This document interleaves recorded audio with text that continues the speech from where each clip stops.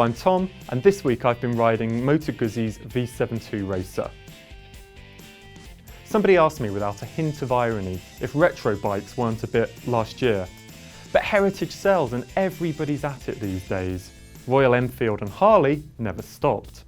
But can anything come close to the Moto Guzzi V72 Racer?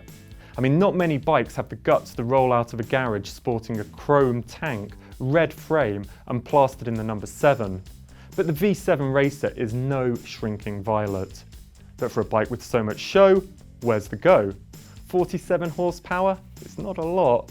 But there's an even more important figure that people are overlooking, 44 pounds of torque at 3,000 RPM. To put it plainly, if you fit a set of knobblies on this, you could pull a plough. Unfortunately, the spoil sports at Guzzi's press office wouldn't let me try, but in the more realistic scenario of a British road, it means the V7 goes in any gear, all 6 of them, and on country back roads it's great fun. I also reckon the Guzzi would be great fun on a racetrack. Make no mistake, it's going to get swallowed whole by sports bikes, but it likes to be ridden hard and thrown around, and at somewhere like Cadwell Park, it would feel really cool. And if it rained heavily, you might even embarrass a few of the nervous sports bike owners, because Guzzi gets traction control and ABS. I've got a gravel drive leading up to my house, so I couldn't resist opening it up. And even on a surface as loose as this, the electronics cut the engine before the rear tyre spins out of control. As you can tell, I'm a fairly understated kind of guy. This is a Casio, not a Rolex, so I felt like a poser on the Guzzi. In fact, at times I felt like an outright plonker. It's so loud and unsubtle. To pull it off, I needed an open-face helmet, shades, designer stubble.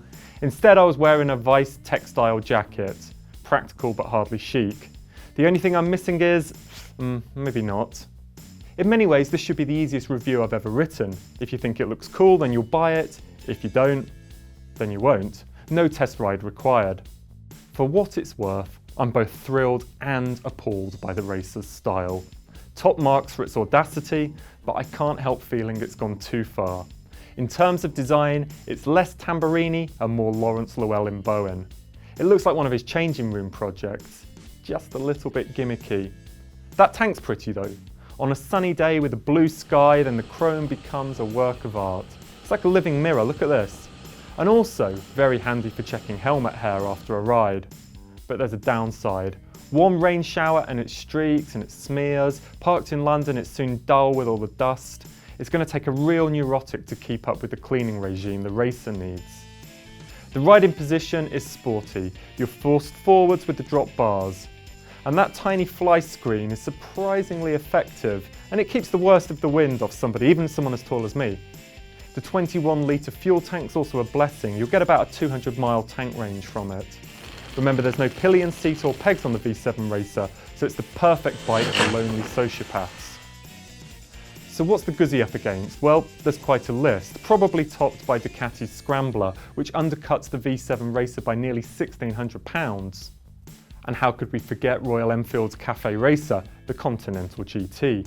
Okay, it can't match the Guzzi for sophistication, and you'll have to forsake the chrome tank, but it costs just over £5,000. And with that sort of saving, you could buy 1,000 cups of tea and 616 bacon sandwiches exactly at the Ace Cafe.